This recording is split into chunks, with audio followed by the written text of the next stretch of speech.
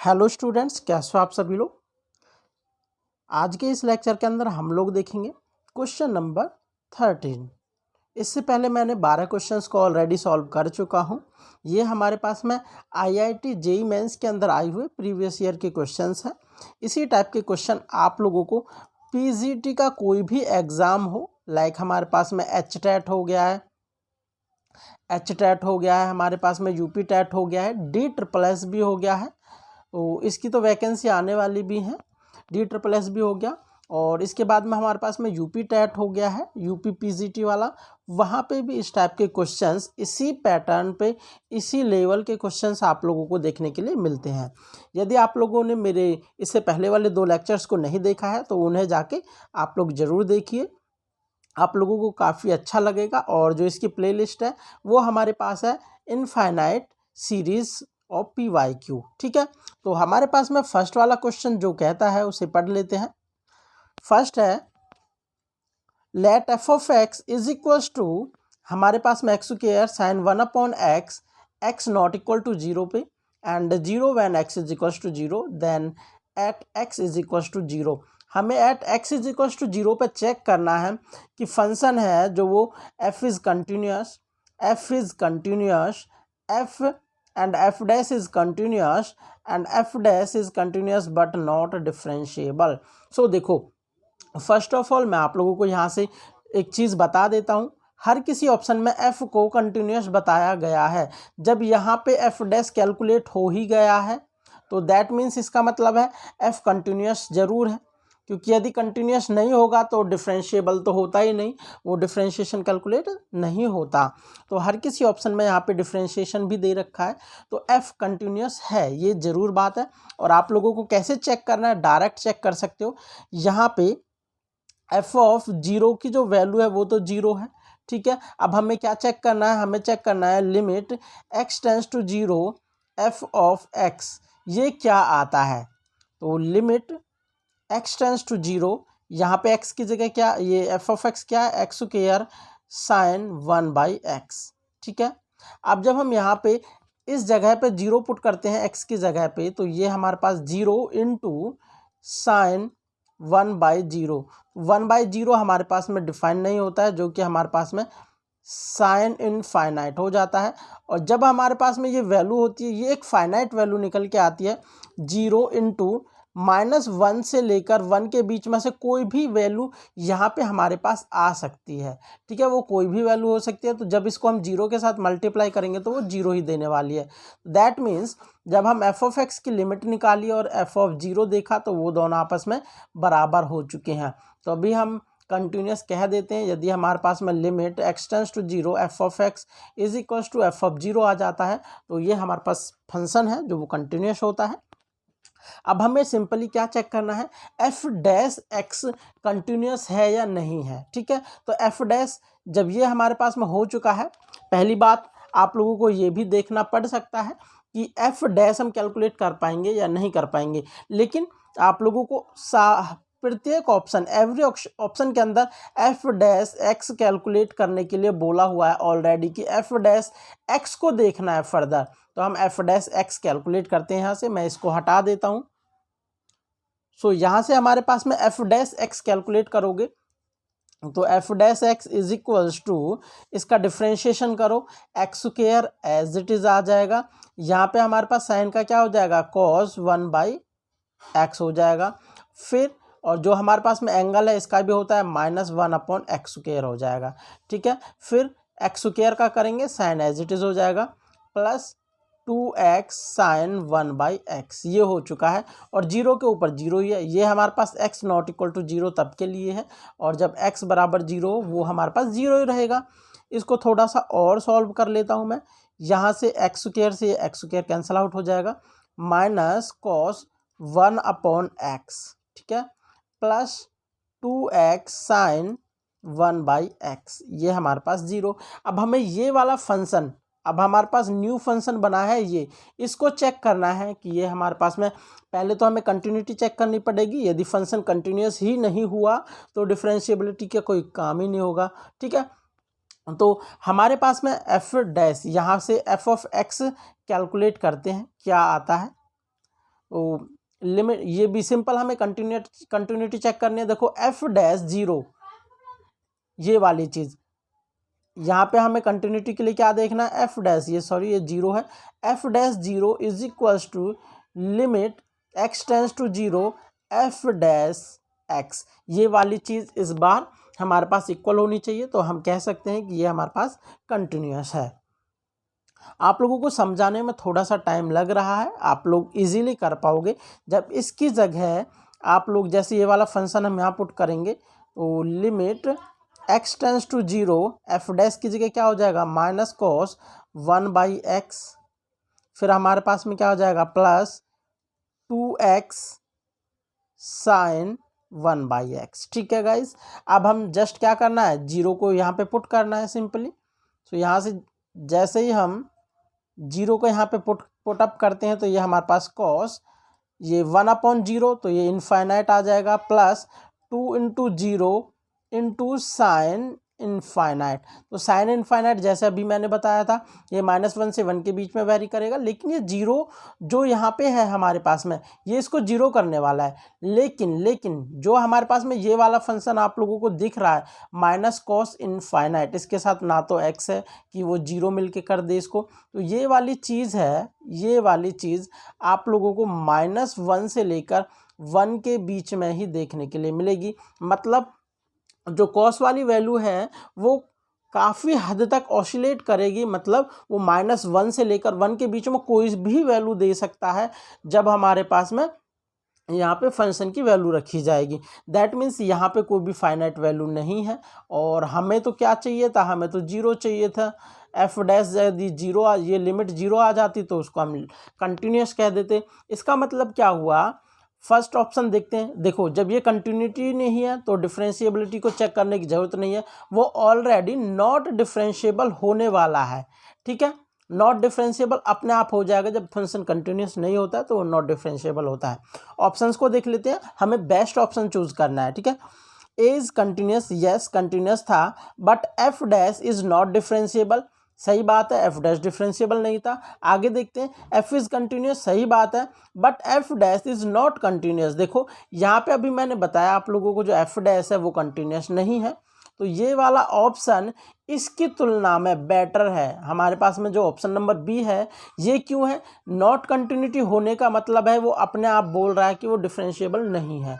तो लेकिन जो ये वाला है हमारे पास में, ये नहीं कहता है कि हमारे पास वो कंटिन्यूटी नहीं है, डिफरेंशिएबल नहीं है, तो वो कंटिन्यूस हो सकता है।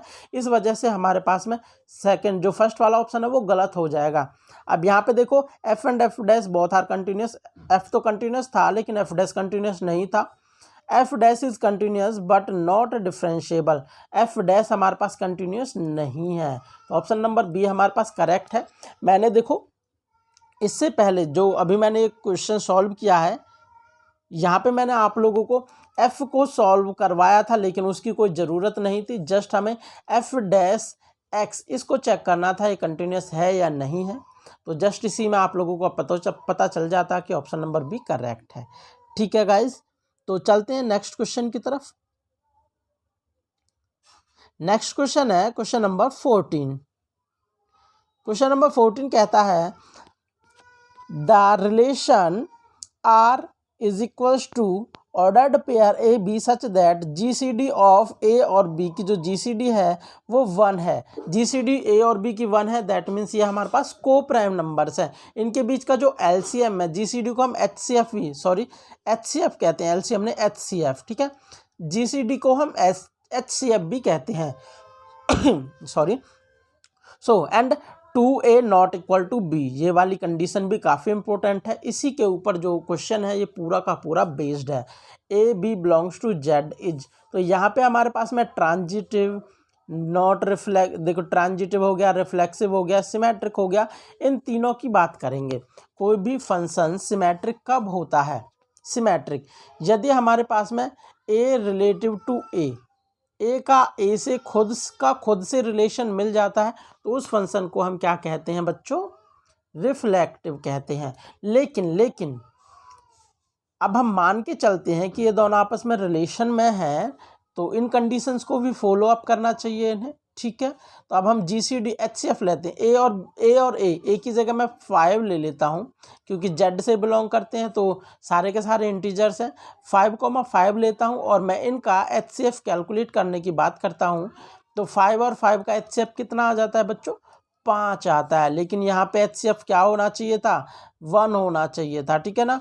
मतलब ये हमारे पास में कंडीशन को फुल अप नहीं कर रहे हैं ए कॉमा आई, तो फंक्शन रिफ्लेक्टिव नहीं है, ठीक है ना, नॉट रिफ्लेक्टिव, ये वाला केस हो चुका है एक। तो अब हम बात करते हैं सिमेट्रिक की। सिमेट्रिक के लिए क्या चाहिए, if a comma b relation में बिलोंग करता है तो which implies b comma a को भी रिलेशन में होना चाहिए, यही बात कहता है, ठीक है। सो रिलेशन में होने के लिए क्या कंडीशंस, पहले तो GCD हमारे पास में 1 होनी चाहिए। देखो जब हमें डिसप्रूफ करना होता है तो कोई ना कोई हमें एग्जाम्पल पुटअप करना होता है और ये वाली कंडीशन फुलफिल करनी चाहिए। देखो ए की जगह पे मैं यदि 1 रखूँगा और बी की जगह पे 2 रखूँगा, लाइक जैसे मैं 1,2 रखूँ यहाँ पे, तो ये वाली कंडीशन फुलअप नहीं होगी क्योंकि 2a बराबर b हो जाएगा। तो मैं क्या करके चलता हूँ, 2,1 लेता हूँ, ये इनका यदि मैं HCF निकालता हूँ तो इनका 1 आने वाला है, मतलब ये रिलेशन में बिलोंग कर रहा है। और इनको मैं यहाँ पे भी पुट करता हूँ तो 4 नॉट इक्वल टू 1 होता है, करेक्ट बात है। तो इसका मतलब यदि ये वाली चीज़ रिलेशन में है तो इसको भी रिलेशन में होना चाहिए। तो ये वाली चीज़ का HCF तो 1 है, लेकिन 2,a not equal to b बोला हुआ है यहाँ पे, 2,a की जगह क्या है 1 है, नॉट इक्वल टू 2 मतलब 2 नॉट इक्वल टू 2 ही बोल दिया, ये बात तो गलत हो चुकी है, मतलब फंक्शन सिमेट्रिक भी नहीं है, ठीक है। यहाँ से हमारे पास क्या हुआ, फंक्शन ना तो सिमेट्रिक है ना रिफ्लेक्सिव है। किसी भी फंक्शन में आप लोगों को सिमेट्रिक बोला, रिफ्लेक्सिव बोला हो या फिर सिमेट्रिक यस किया हो, वो तो गलत हो जाएंगे। देखो यहाँ तो नॉट रिफ्लेक्सिव बोला है, अभी इसकी चर्चा हम होल्ड पे रखते हैं इसको। यहाँ पे हमारे पास सिमेट्रिक बोला हुआ है क्वेश्चन में, तो ये वाली बात गलत हो चुकी है। यहाँ पे रिफ्लेक्सिव बोला है, ये वाली गलत हो चुकी है। यहाँ पे नाइदर सिमेट्रिक नॉर ट्रांजिटिव, तो हमें ट्रांजिटिव भी हमें चेक करना पड़ेगा कि वो ट्रांजिटिव है या नहीं है। तो ट्रांजिटिव के लिए हमारे पास में क्या होना चाहिए, लाइक कि हमारे पास में 1,3, ठीक है, 1,3 है वो फंक्शन के अंदर लाई करते हैं, ठीक है गाइस। फिर हमारे पास में मान लेता हूं मैं 3,2 ये वाली चीज़। अब देखो अब मैं चेक करता हूं कि ये वाली चीज़ फंक्शन में है या नहीं। मैंने लेट किया है एक एग्जाम्पल 1,3, तो 1,3 का GCD क्या है 1 है, 2,3 का GCD क्या है 1 है, और 1,3 यहाँ पे पुट करता हूँ तो एक हमारे पास में 2 आ जाता है और एक हमारे पास 3 आ जाता है, तो नॉट इक्वल है, सही बात है। इसको देखता हूँ तो 1 2 3 6 होता है, नॉट इक्वल टू 2 हो जाता है, ये भी सही बात है। तो इसका कहना है विच एम्प्लाइज 1,2 को भी रिलेशन में होना चाहिए, लेकिन अभी मैंने आप लोगों को यहाँ पे सॉल्व करके बताया था कि 1,2 तो रिलेशन में आ ही नहीं रहा था। इसका पूरा का पूरा जो रीज़न है वो ये वाला कंडीशन, इस वाली कंडीशन पे पूरा डिपेंड था। दैट मीन्स हमारे पास में ये ट्रांजिटिव भी नहीं है। तो हमारे पास ये फंक्शन ना रिफ्लेक्सिव है, ना सिमेट्रिक है, ना ट्रांजिटिव है। तो यहाँ से यहाँ पे ट्रांजिटिव बता रखा है, मतलब ये भी गलत है। तो option number D, neither symmetric nor transitive, ठीक है गाइज, ऑप्शन नंबर डी हमारा करेक्ट हो गया है। चलते हैं नेक्स्ट क्वेश्चन की तरफ, क्वेश्चन नंबर 15। यदि आप लोगों को लेक्चर पसंद आ रहा है तो चैनल को सब्सक्राइब जरूर कीजिए, एंड ताकि आप लोगों को कोई भी न्यू वीडियो मिले तो तुरंत नोटिफिकेशन पहुंच जाए, ठीक है। नेक्स्ट क्वेश्चन नंबर 15 है, लेट पी क्यू आर से बिलोंग करते हैं, मतलब ये रियल नंबर है, and 1 minus under the root 3 iota, इसकी पावर कितनी है 200 है, is equals to 2 to the power 99, p plus iota q, ये हमारे पास पी प्लस आयोटा क्यू के इक्वल है, and iota is equals to under the root -1 then p plus q square and p minus Q square are root of the equation. हमें पहले ये values calculate करने हैं, फिर इक्वेशन फाइंड करनी है इनका यूज़ करते हुए, ठीक है गाइस। सो यहाँ से सिंपली हमारे पास क्या होने वाला है, यहाँ से हमारे पास में जो ये वाली चीज़ दे रखी है ये इसके इक्वल दे रखी है, मैं इसी को लेके चलता हूँ 1 minus under the root 3 iota, इसकी पावर कितनी है 200 बराबर 2 to the power 199 p plus iota q. ठीक है गाइस। सो यहाँ से हमारे पास में यदि मैं इन टर्म्स को 2 से भाग कर देता हूँ, 2 की पावर 200 से तो भाग कर देता हूँ और 2 की पावर 200 से गुना कर देता हूँ। यहाँ 2 की पावर 200 और 2 की पावर 200 से भाग करूँगा तो ये अंदर जाके 2 रह जाएगा और पावर है जो हमारे पास में 200 ऊपर आ चुकी है ऑल ओवर। ठीक है, और मैं इससे इसे कट करूँगा तो ये केवल 2 बचेगा यहाँ पे, ये चीज़ है। ठीक है ना, 1/2 minus under the root 3/2 iota, इसकी पावर 200 हो चुकी है और ये हमारे पास p प्लस आयोटा q आ गया। ठीक है गाइस। सो इस वाली चीज़ को मैं क्या लिख सकता हूँ 2 इंटू ये हमारे पास में कॉस की क्या वैल्यू होती है, कॉस की 1/2 कब होती है, कॉस यहाँ पे कॉस होना चाहिए। देखो मैं आप लोगों को एक बात बता देता हूँ, cos theta plus iota sine theta, यदि इसकी पावर n हो जाती है तो ये हमारे पास डी मॉर्विस लॉ के द्वारा cos n theta plus iota sine n theta, जो एन होता है वो एंगल के साथ में मल्टीप्लाई हो जाता है इस टाइप से, यदि ये वाली फॉर्म होती है। मैंने एक लास्ट वाले लेक्चर में और बताया था लेकिन ये थोड़ा सा अच्छे तरीके से नहीं बता पाया था, यहाँ पे मैंने आप लोगों को बता दिया है कि क्या नाम होता है इसका, डी मॉर्विस लॉ होता है, इसकी वजह से होता है। तो यहाँ पे फर्स्ट वाला हमें कॉस चाहिए, कॉस 1/2 कितने पे होता है, ये हमारे पास π/3 पे होता है, मतलब 60 पे होता है। और ये हमारे पास में साइन में कब होता है, ये भी 60 पे ही होता है, आयोटा साइन 60। ठीक है, यहाँ पे भी π/3 कर देता हूँ। ठीक है गाइज, ये 200 हो चुका है और ये p प्लस क्यू के बराबर है, p प्लस आई क्यू के बराबर दे रखा है। मैं इसको लिख नहीं रहा हूँ, आप लोगों को लास्ट में बता दूंगा। यहाँ से 200 अंदर मल्टीप्लाई में हो जाएगा, cos 200 π/3 minus iota sine 200 π/3। Just यहाँ पे प्लस माइनस कुछ भी हो सकता है, उससे कोई फर्क नहीं पड़ता है हम लोगों को। अब ये वाली चीज़ है तो इसको हमारे पास 200 पाई है, 200 पाई को किस प्रकार हमें तोड़ना है, अब ये चीज़ हमें देखनी है। 200 पाई को हम यदि 65 पाई प्लस क्या करना चाहिए कि ये हमारे पास में हो जाए, ये 3 से कट कर 3 से मल्टीप्लाई करेंगे तो 3 पंजे 15, 3 छिंग 18, 19। देखो ये हमारे पास में 195 तो हो जाएगा, प्लस का 5 पाई, प्लस का 5 π/3 ये और चाहिए हमें। ठीक है, 5 π/3 यदि मैं इतना कर दूंगा इसमें और 5 की जगह यदि मैं इसको 66 ही कर देता हूँ तो कितना आ जाएगा, 6 से करूँगा मल्टीप्लाई, 6 18 का 8 का 6 18 19 20, 6 18 और एक 19। ठीक है ना, ये 98 हो गया। तो हमें कितनी पाई चाहिए, 2 π/3। ठीक है गाइज। सो मैं इसको मैं इरेज कर रहा हूँ, आपको अभी समझाने वाला हूँ क्या करना है क्या नहीं करना है। सिंपली हमारे पास में जो वैल्यू आई है p plus iota q is equal to cos, यहाँ पे 2 मल्टीप्लाई में चल रहा है ऑलरेडी, कॉस 200 π/3 प्लस आयोटा, ये सॉरी माइनस है यहाँ पे, साइन 200 π/3। ठीक है, सो यहाँ से हमारे पास में 2 इंटू, सो इसको मैं क्या कर सकता हूँ कॉस, अभी देखो इसको मैं 66 पाई प्लस 2 π/3 लिख देता हूँ। अब इसको देखो आप लोग एलसीएम लेके देख सकते हो, ये हमारे पास में 198 पाई प्लस 2 पाई, तो ये पूरा का पूरा 200 आ जाएगा। इसी प्रकार यहाँ पे आयोटा साइन 66 पाई प्लस 2 π/3, कोई फर्क पड़ेगा नहीं पड़ेगा, ये माइनस है। सो यहाँ से हमारे पास में 2, ये कॉस 66 पाई प्लस दिस हमारे पास में फर्स्ट क्वाड्रेंट के अंदर आ जाता है, ये पॉजिटिव भी रहेगा, तो ये हमारे पास cos 2 π/3 हो जाएगा। यहाँ से माइनस आयोटा साइन, ये भी हमारे पास 2 π/3 के बराबर होगा। ये चीज़ आप लोगों को रिमेंबर होनी चाहिए, ट्रिग्नोमेट्री का सिंपल कॉन्सेप्ट है। यहाँ से हम 2 π/3, जैसे ये हमारे पास कितना होता है, cos 120 होता है और 120 पे cos जाके सेकेंड क्वाड्रेंट में नेगेटिव हो जाता है और 120 पे इसकी क्या वैल्यू होती है, 1/2 हो जाती है, माइनस का 1/2। ठीक है गाइज, और यहाँ पे आयोटा, और ये हमारे पास में कितनी हो जाती है, ये प्लस की ही रहती है, तो √3/2 हो जाती है।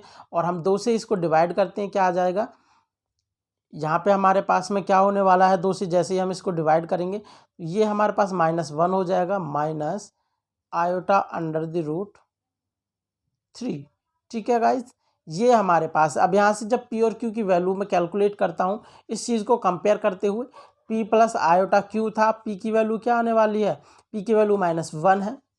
यहाँ से p इज इक्वल्स टू -1 है and q is equals to -√3 है। अब हमें क्या कैलकुलेट करना है, p plus q square, p करूँगा -1 प्लस q करूँगा तो -√3 प्लस क्यू स्क्वेयर करूँगा तो इसका स्क्वेयर हो जाएगा प्लस का 3।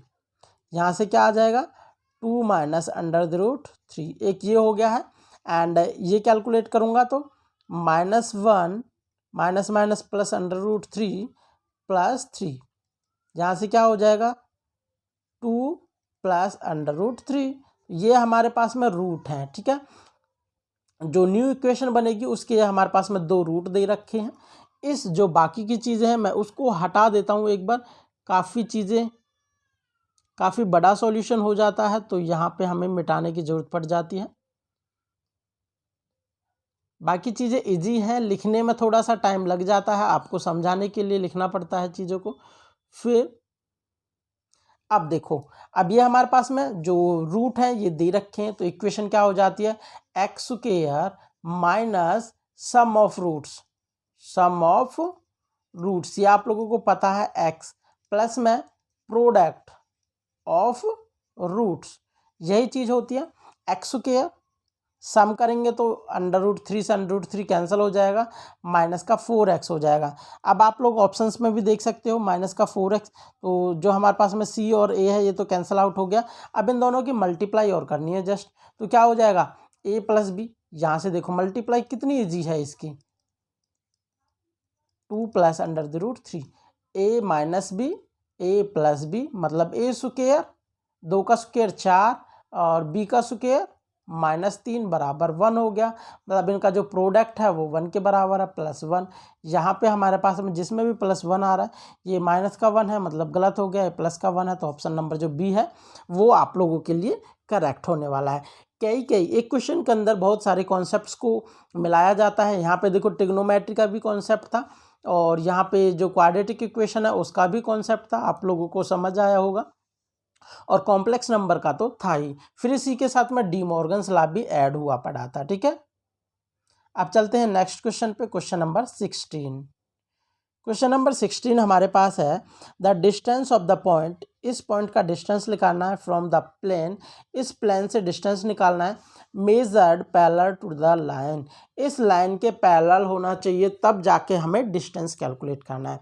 मान लो जो ये हमारे पास में प्लेन दे रखा है कुछ इस टाइप का है। ठीक है गाइज, तो ये पॉइंट हमारे पास में कहीं यहाँ है, और जो ये लाइन है ये लाइन इस टाइप से जा रही है, इसी लाइन के पैरेलल चाहिए, तो यहाँ पे हमें इस टाइप से चाहिए।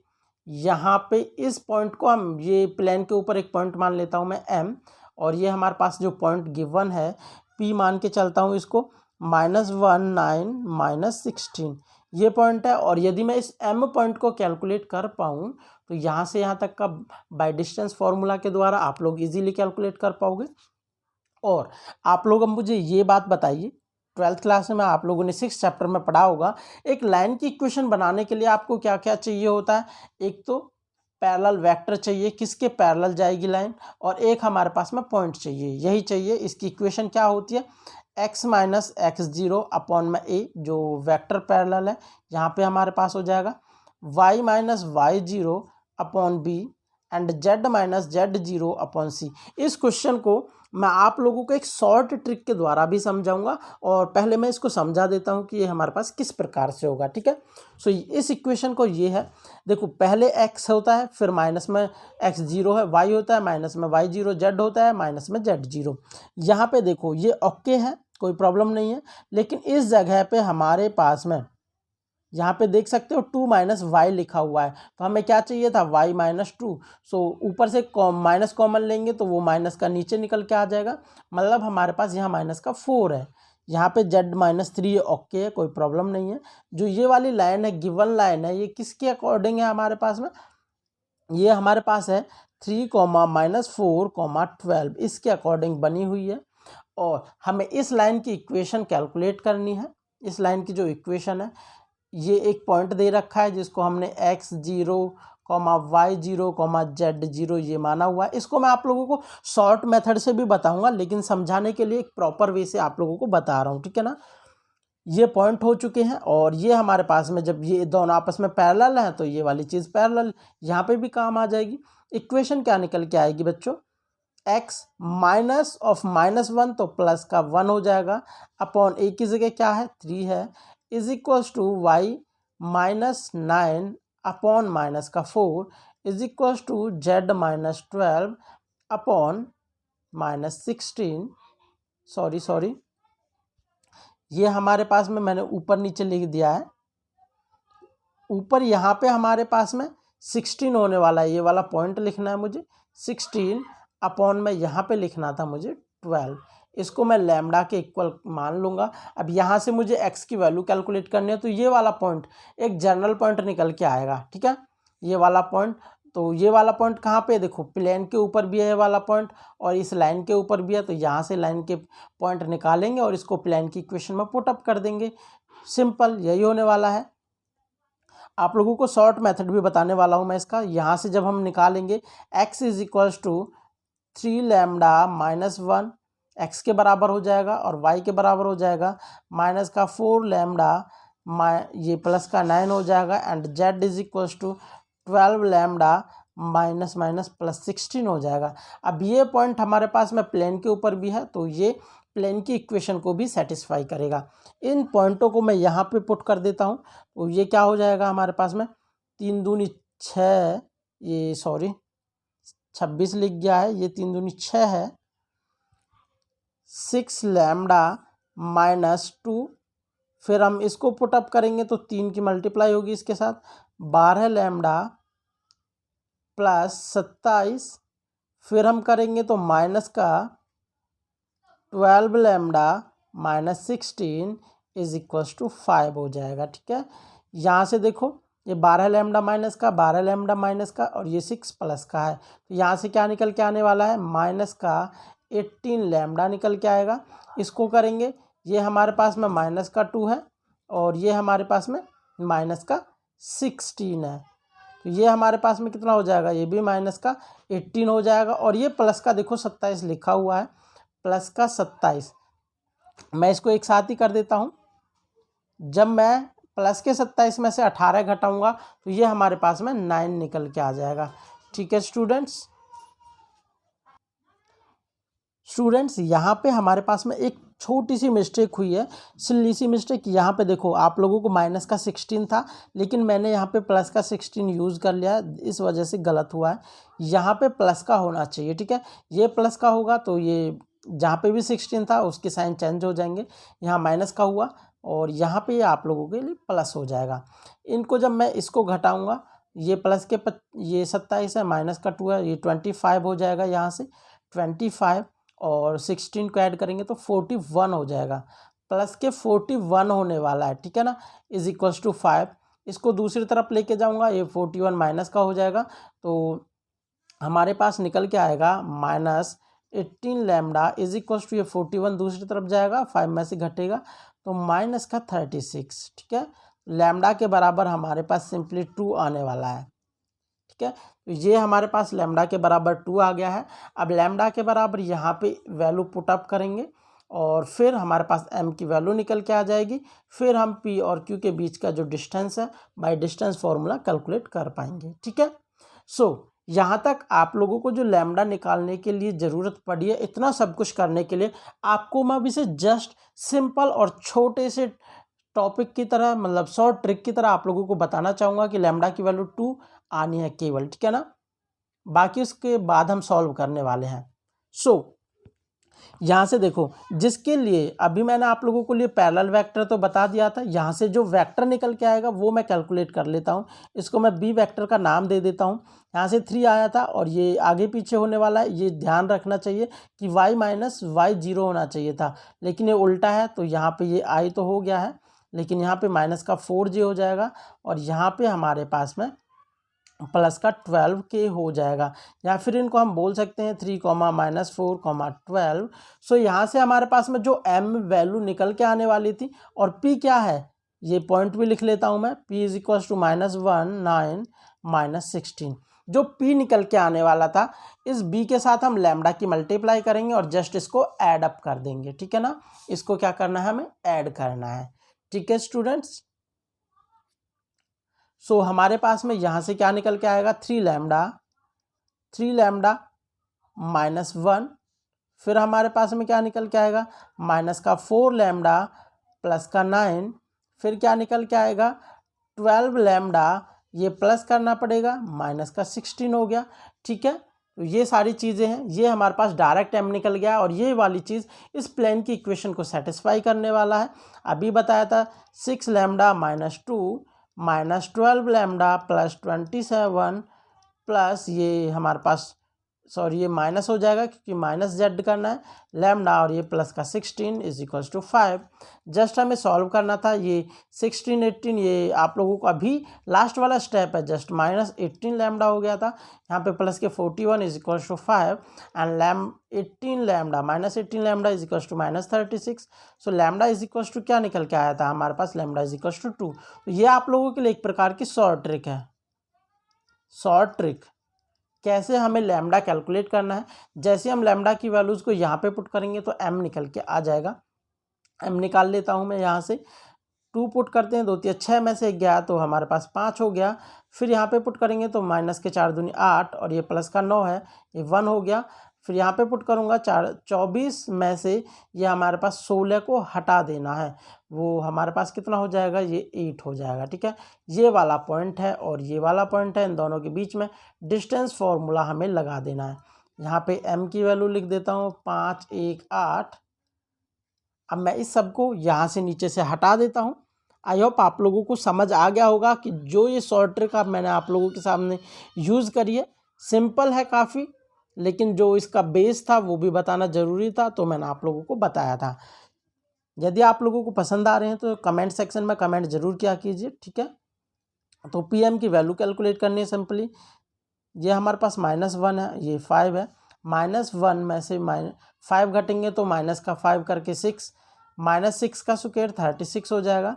यहाँ पे 9 है, 9 में से 1 घटाना पड़ेगा तो 8 हो जाएगा, प्लस 8 का स्क्वायर 64 हो जाएगा, प्लस में -16 में से ये 8 घटाएंगे तो हमारे पास में कितना हो जाएगा, 24 हो जाएगा, 24 का स्क्वायर 576 हो जाता है।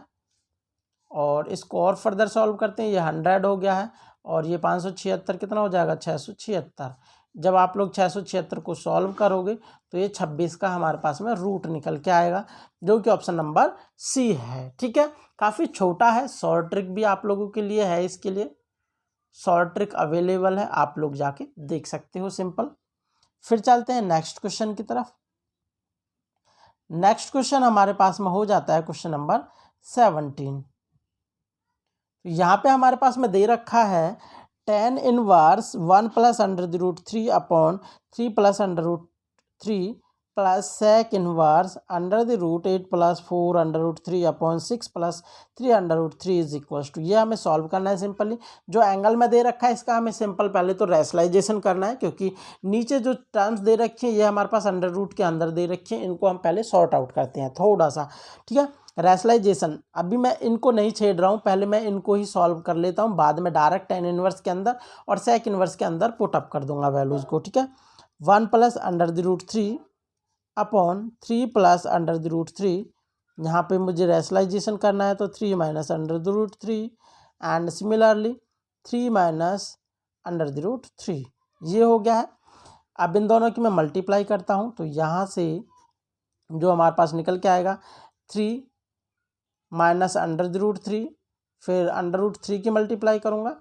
आई होप ये आप लोगों को आता होगा, ज़्यादा बताने की ज़रूरत नहीं है। -3 हो जाएगा, अपॉन में यहाँ पे ए प्लस बी, ए माइनस बी का स्क्वायर है तो 9 माइनस 3, ये प्लस का 3, ये माइनस का 3, ये हमारे पास में माइनस का 3, ये √3 है, प्लस का 3 √3 है, तो ये हमारे पास में 2 अपॉन 6 हो जाएगा। इससे कैंसिल आउट करूँगा 3 हो गया, ये 1/√3 हो जाएगा।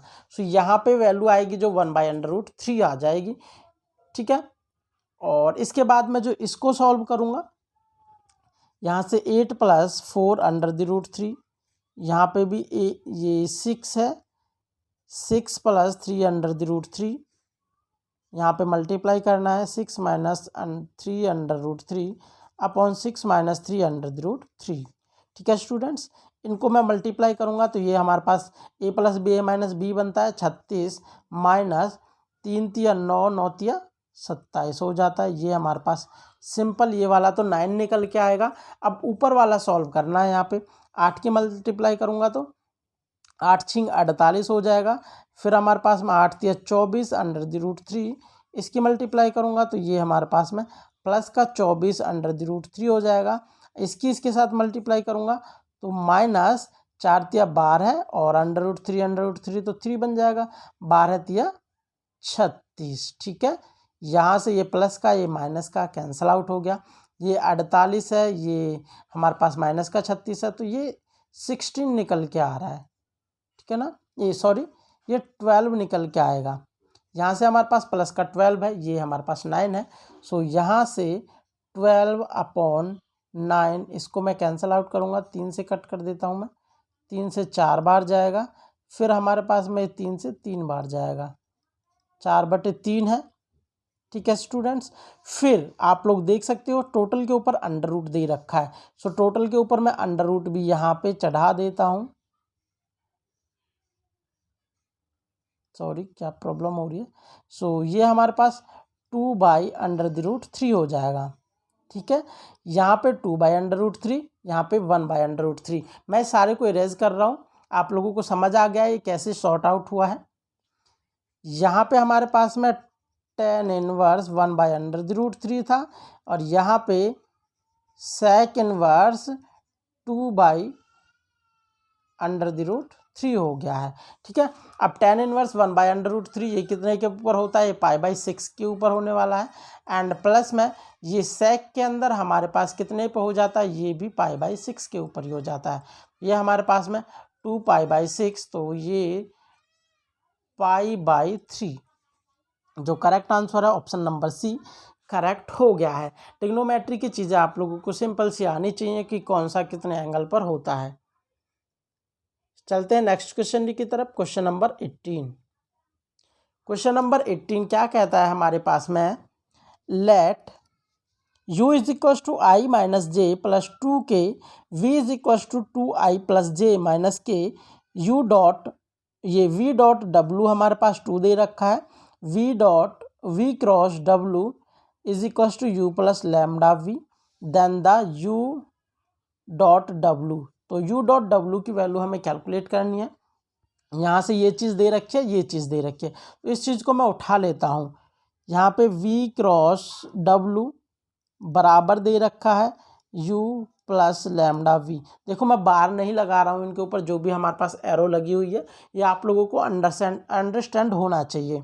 देखो आप लोगों के लिए एक मैं बात बता देता हूँ, जब हम u डॉट w, यहाँ पे जब हम इनके साथ में u डॉट w करेंगे तो हमारे पास क्या हो जाएगा, ये हमें कैलकुलेट करना है, u डॉट w हमें कैलकुलेट करना है। यहाँ से तो हमें u डॉट w निकल के नहीं आएगा, लेकिन यदि यहाँ पे w के साथ डॉट प्रोडक्ट की जाए टोटल, यहाँ से कहीं ना कहीं आप लोगों को u डॉट w निकल के आता हुआ दिखेगा, ठीक है। और आप लोगों को एक बात पता है, जब वेक्टर ट्रिपल प्रोडक्ट लाइक जैसे हमारे पास में एक तो डॉट प्रोडक्ट हो किसी के साथ में, जैसे w dot v cross w, इस टाइप से होता है। जब इसके अंदर इसको हम ऐसे भी लिख लेते हैं WVW, ठीक है। तो ये जब हमारे पास दोनों दो क्वांटिटी सेम होती हैं तो वो हमारे पास फाइनली 0 निकल के आता है, ठीक है। सो अब हम इसी चीज़ का यूज यहाँ पे करने वाले हैं। इस चीज़ का जो ये वाली चीज़ दे रखी है, और एक बार हम v से भी गुना कर देंगे क्योंकि ये वाली दोनों अपॉर्चुनिटीज़ यहाँ पे लाइक एक बार v dot v cross w करेंगे तो वो भी 0 निकल के आएगी, and w dot v cross w करेंगे वो भी 0 ही निकल के आएगी। इस जगह पे पहले मैं v से मल्टीप्लाई कर देता हूँ, ठीक है। v से मल्टीप्लाई करेंगे तो क्या हो जाएगा, v इधर वाली साइड है जो लेफ्ट साइड है वो तो 0 होने वाली है, is equals to v dot w, ये सॉरी v डॉट u आएगा, v dot u plus lambda v dot v, ठीक है। v डॉट u हमारे पास में ये v डॉट w, ये वाली चीज़ हमें दे रखी है, और यहाँ से हमारे पास में जो लैम्डा है उसकी वैल्यू हम कैलकुलेट कर सकते हैं इजीली, क्योंकि u डॉट v यहाँ से कैलकुलेट हो जाएगा, v डॉट v ये मैग्नीट्यूड हो जाएगा v का, तो u डॉट v कैलकुलेट करूँगा तो मैं यहाँ से 1 इंटू 2 तो 2 होने वाला है, यहाँ पे माइनस का 1 होने वाला है, फिर प्लस का 2 होने वाला है, प्लस का लैम्डा यहाँ पे v का v से ही मल्टीप्लाई करनी है, 2 दूनी 4 हो गया, प्लस 1 हो गया, प्लस 1 हो गया। इनको मैं सॉर्ट आउट करता हूँ तो ये हमारे पास में क्या हो जाएगा, ये प्लस का 4 माइनस का 1 तो ये 3 हो जाएगा, प्लस का लैम्डा यहाँ से हमारे पास में 6 आएगा। So lambda is equals to -1/2। So lambda के बराबर -1/2 है। अब ये वाली चीज़ का यूज़ कर लेता हूँ मैं, अभी तो मैंने v का मल्टीप्लाई किया था, v से v की मल्टीप्लाई, अब w से मल्टीप्लाई करता हूँ, तो लेफ्ट साइड तो ऑलरेडी 0 होने ही वाली है, ठीक है। यहाँ पे जब हम w और u की मल्टीप्लाई करेंगे तो u डॉट w हमें मिल जाएगा जो हमें चाहिए होता है, ठीक है। और लैम्डा की वैल्यू क्या है, -1/2 है, -1/2, और यहाँ पे हो जाएगा w डॉट v, और w डॉट v की वैल्यू हमें क्या दे रखी है, 2 दे रखी है, यहाँ पे पुटअप कर देंगे, और ये वाली चीज़ तो हमें चाहिए भाई। 0 is equal to u dot w, यहाँ पे माइनस का है और यहाँ पे 2 प्लस का है, तो ये हमारे पास -2/2 हो जाएगा, कैंसल आउट हो जाएगा, तो u dot w is equal to 1 के इक्वल निकल के आएगा, ठीक है। सो u डॉट w हमारे पास 1 के इक्वल है, ऑप्शन नंबर ए करेक्ट हो गया है। अब चलते हैं नेक्स्ट क्वेश्चन की तरफ, क्वेश्चन नंबर 19, ठीक है। ये भी काफ़ी इंटरेस्टिंग क्वेश्चन है और ज़्यादा टफ भी नहीं है, इजी है। इसके अंदर आप लोगों को मैं एक हिंट दे के जाता हूँ, इसको बाकी हम कल देखेंगे कि ये हमारे पास में यदि ax² plus bx plus c is equals to 0, इस टाइप से कोई इक्वेशन होती है, मैंने आप लोगों को पहले भी बताया है कि a प्लस बी प्लस सी यदि 0 हो जाता है तो x के बराबर 1 एक रूट आ जाता है, ये वाली बात कन्फर्म है, तो ये हो गया। और यदि हम एक इक्वेशन तो ये है, और एक इक्वेशन हमारे पास में दूसरी टाइप से है, किस टाइप से है कि cx² plus bx plus a is equal to 0, यहाँ से भी हमारे पास x के बराबर एक रूट कन्फर्म निकलने वाला है, ठीक है ना। सो जो हमारे पास रूट्स होते हैं, जो रूट्स होते हैं वो आपस में रेसिप्रोकल होते हैं, ठीक है ना।